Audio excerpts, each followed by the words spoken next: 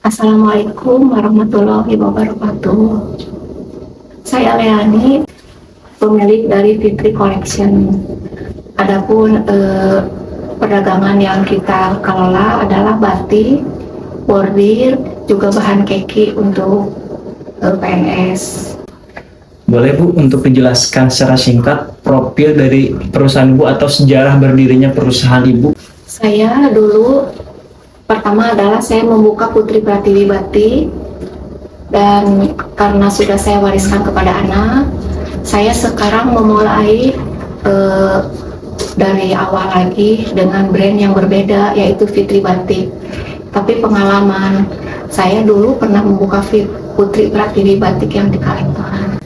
Mungkin kita langsung saja masuk ke pertanyaannya Bu. Yang pertama, pasti dalam menjalankan usaha itu Ibu punya targetan Bu ya, target utama perusahaan Ibu. Nah, kira-kira apa itu target yang Ibu inginkan gitu Bu di kemudian hari dari Fitri Batik ini Bu? Target yang saya inginkan tentu kita punya planning di mana planning tersebut, rencana target yang kita capai itu harus terpenuhi. Kenapa saya ingin mencapai target yang kita rencanakan? Selain dari mensejahterakan saya sendiri, juga karyawan-karyawan semuanya akan lebih sejahtera kalau perusahaan yang saya kelola itu bisa berkembang sangat luar biasa.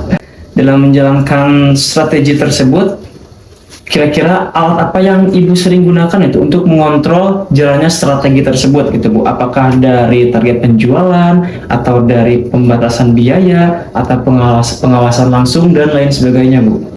Selain dari pengawasan langsung itu memang pasti ya, bagaimanapun juga kalau kita mengelola sebuah perusahaan, kalau tidak diawasi langsung, rasanya akan berbeda dengan yang tidak diawasi langsung.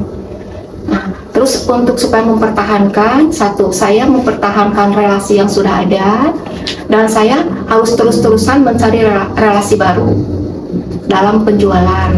Nah, supaya penjualan tersebut juga laku, tentu saya harus inovasi, harus terus-terusan belajar market yang sedang laku seperti apa. Kita harus bisa menyesuaikan dengan market yang disukai saat ini. Nah, misalkan Bu, strategi yang Ibu bayangkan itu tidak sesuai dengan realitanya. Kira-kira apa yang perlu dibenahi terlebih dahulu Bu? Baik itu dari cara menjalankan strateginya atau dari orang-orang yang menjalankannya Bu?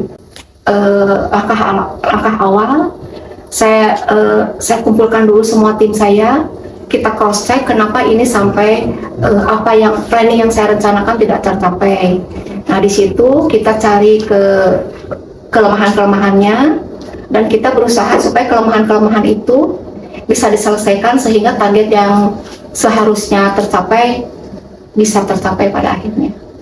Dengan pembagian peran yang ada Bu di perusahaan Ibu Fitri Batik ini, bagaimana cara Ibu memastikan bahwa semua orang yang ada dalam perusahaan Ibu ini bekerja sesuai target usaha Ibu? Salah satunya saya harus cross check langsung. Jadi bagaimanapun juga saya harus pantau, tim saya itu semua harus saya pantau, sehingga dengan saya pantau terus mengingatkan mereka dengan tanggung jawabnya.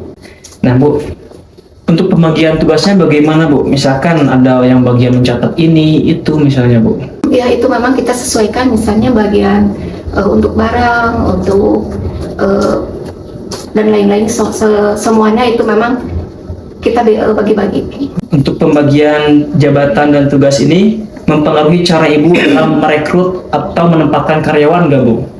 Kalau saya sih tahap awalnya ya saya lebih ke kekeluargaan. Karena dengan kekeluargaan, saya dengan karyawan itu ada saling ada saling ingin mempertahankan supaya perusahaan ini tetap maju. Jadi saya sebagai owner itu tidak bisa hanya menunjuk tegas gitu ya, kamu karyawan, saya pemilik, enggak. Karena saya berhasil juga karena mereka juga berhasil karena ada saya. Jadi bagaimanapun juga kekeluargaan itu akan lebih memotivasi mereka untuk bekerja lebih giat. Nah, kira-kira hal kekeluargaan itu bisa membuat mereka itu berkembang dengan lebih baik nggak Bu? Jadi gampang gitu ke Ibu buat ngembanginnya?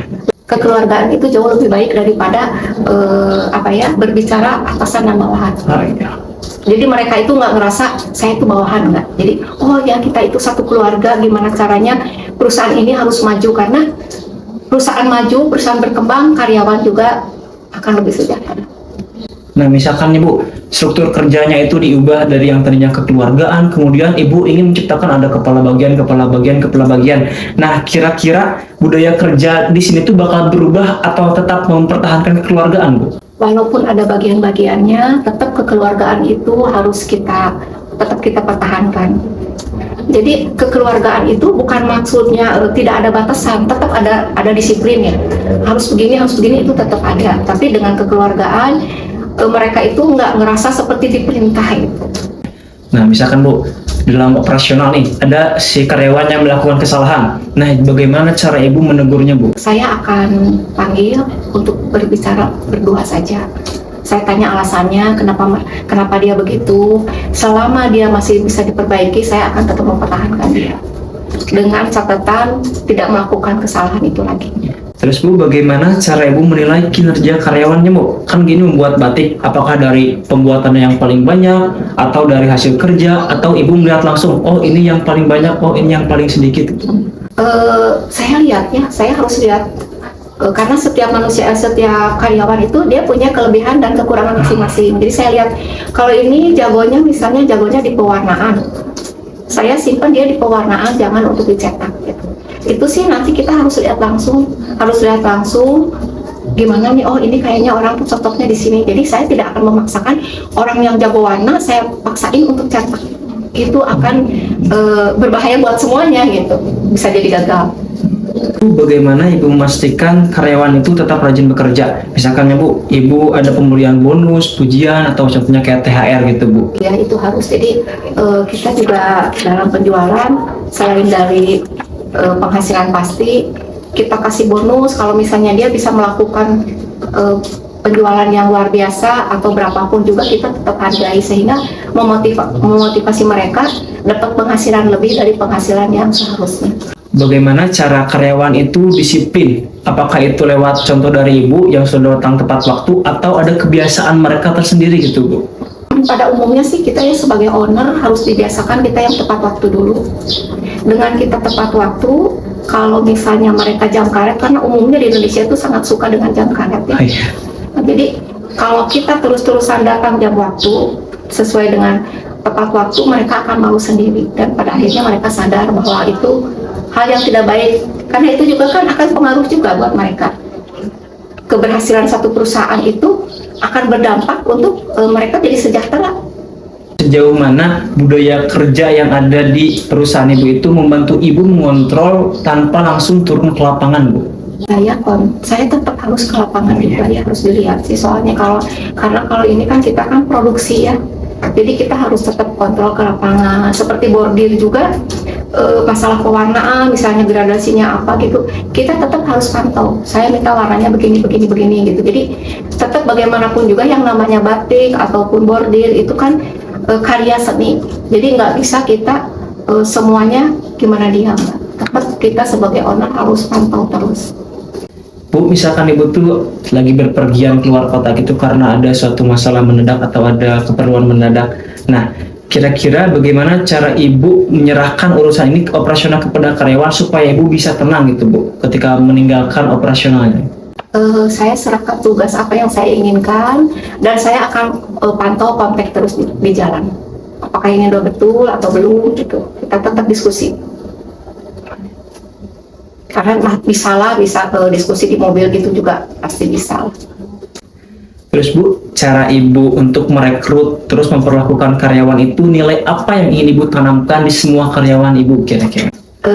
Salah satu poin yang utama itu jujur. Kedua, mau berhasil atau enggak. Kalau mau berhasil, kita yuk kerjasama dan mau kerja keras bareng-bareng.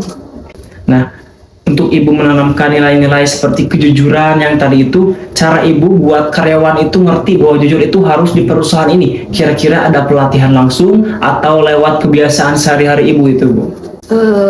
Saya kasih contoh aja kebiasaan sehari-hari ya. Terus Bu, setelah semua rencana Ibu dijalankan, apa ukuran yang Ibu pakai untuk menyatakan bahwa usaha ini sukses? Jadi setelah semua dari awal, dari perekrutan, seleksi, perencanaan, nah Ibu tuh merasa berhasil ketika perusahaan di posisi sebelah mana kira-kira, Bu? tentu rencana target yang saya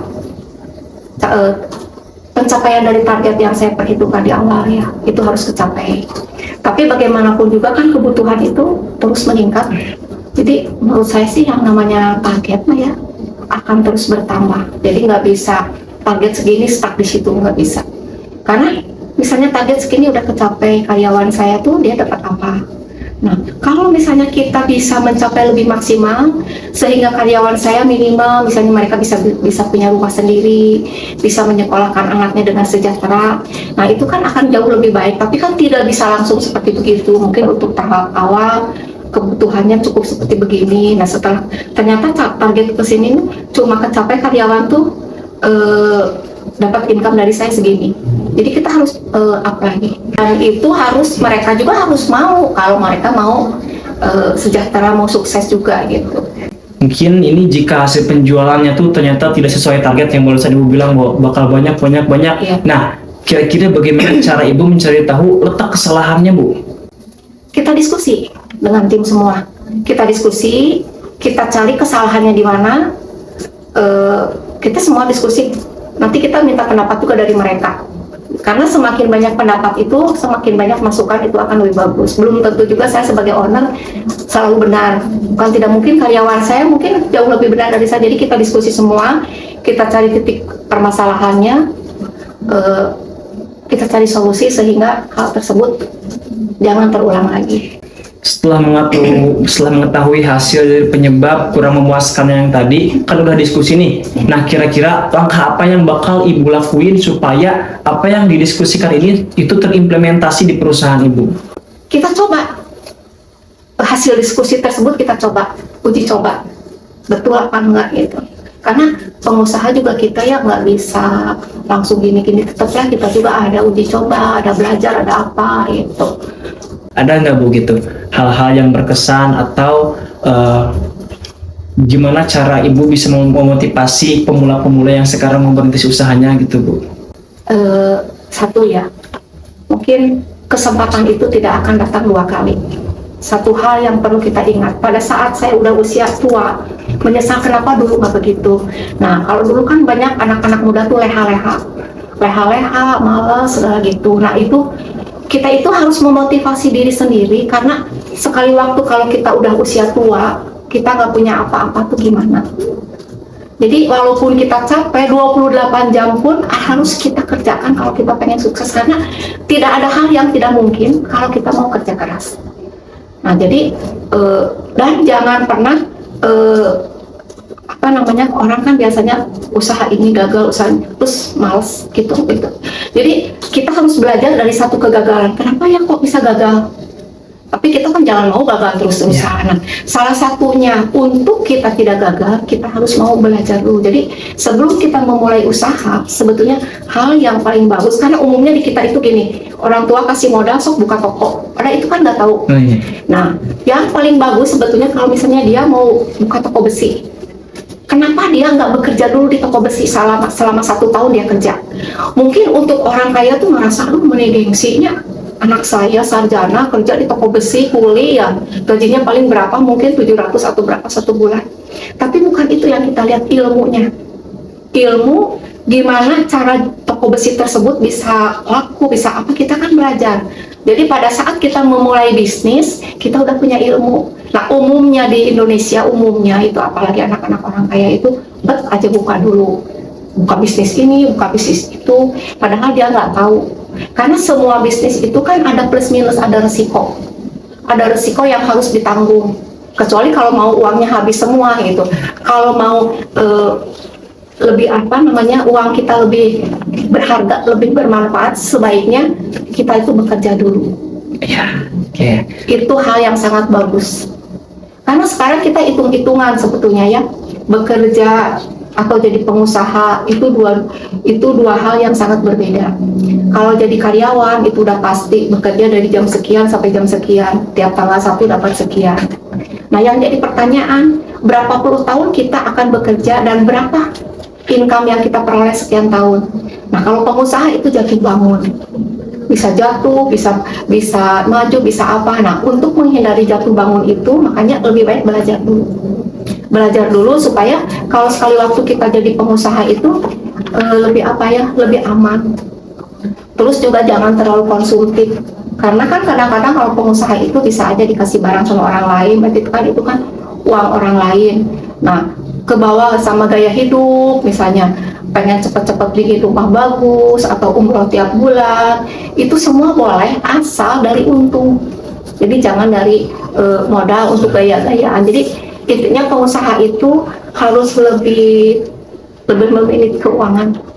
Kalau kita ingin tetap bertahan jadi pengusaha dan nggak terlalu rugi jadi pengusaha sebenarnya. Apalagi kalau kita mau kerja keras, kita targetin di sana kita pengen punya income nih 1 bulan 200 juta, bisa asal kita kan gimana caranya gini salah caranya, terus dicoba gitu. Oke. Itu aja mungkin. Ya, terima kasih Ibu.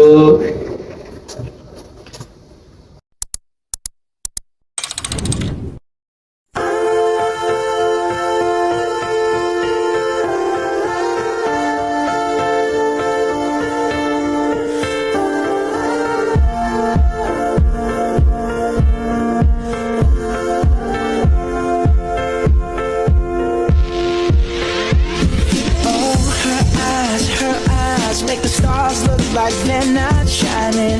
Her hair falls perfectly without her trying. She's so beautiful, and I tell her every day. Yeah, I know, when I compliment her, she won't believe me. And it's so sad to think that she don't see what I see. But every time she asks me, do I look okay? I say, when I see your face, there's not a thing that I would change. 'Cause you're amazing, just the way you are. And when you smile, the whole world stops and stares for a while. 'Cause girl, you're amazing, just the way you are. Yeah. Her lips, I could kiss them all day if she'd let me. Her laugh, she hates but I think it's so sexy. She's so beautiful, and I tell her every